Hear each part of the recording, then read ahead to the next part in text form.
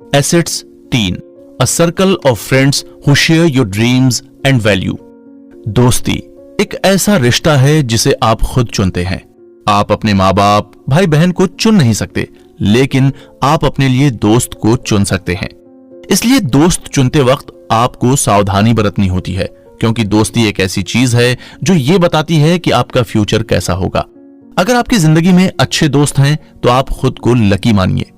लेखक की माने तो आपके फाइनेंशियल फ्रीडम का रास्ता तब और आसान हो जाता है जब आपके दोस्त या आपका ग्रुप भी उसी फाइनेंशियल फ्रीडम के रास्ते पर चलने के लिए तैयार होते हैं। जैसे आपके दोस्त का मॉरल वैल्यू होता है, ठीक उसी तरह का मॉरल वैल्यू आपका भी हो जाता है। अच्छी या बुरी आदतें आप अपने दोस्तों से ही सीखते हैं, और जब आपके दोस्तों का गोल फाइनेंशियल फ्रीडम ही होता है तो आप भी उतनी ही मजबूती से और तेजी से फाइनेंशियल फ्रीडम के गोल को पाने के लिए बढ़ते रहते हैं।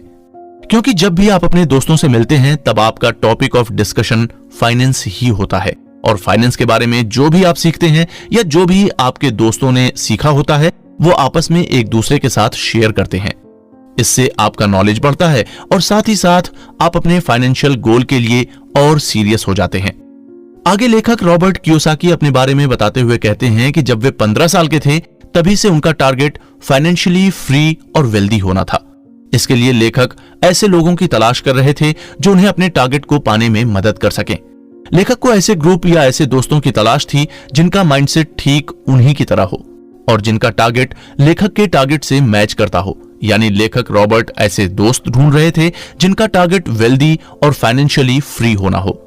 लेखक की माने तो 15 साल की उम्र में ऐसा सोचना बहुत ही रिस्की था, क्योंकि ये एक ऐसी उम्र होती है जहां पर आप बहुत कुछ नया सीखते हो और बहुत कुछ नया एक्सपीरियंस करते हो।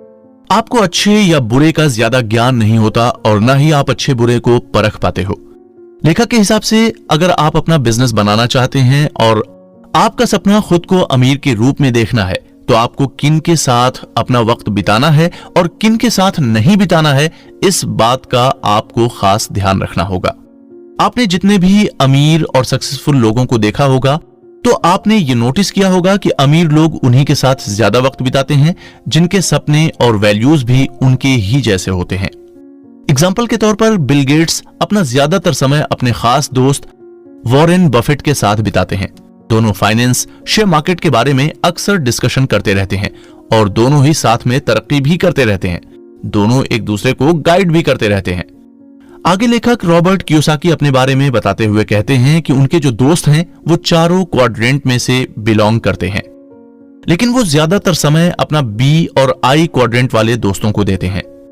हालांकि इसका मतलब ये नहीं हुआ कि वे अपने बाकी दोस्तों को समय नहीं देते। वे अभी भी अपने पुराने दोस्तों से मिलते हैं, उनकी हालचाल लेते हैं और जरूरत पड़ने पर उनकी मदद भी करते हैं।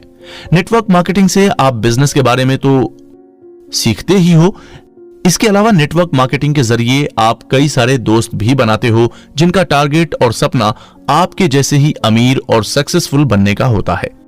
अगर आपको अपना नेटवर्क बढ़ाना है तो नेटवर्क मार्केटिंग से जोड़ने के लिए बिल्कुल भी घबराएं नहीं। सेम वैल्यू और सेम ड्रीम वाले दोस्तों का जब साथ होता है तो फाइनेंशियल फ्रीडम का सफर आसान बन जाता है। Assets 4, the power of your network. Thomas Alva Edison. यह नाम तो सभी ने सुना ही होगा।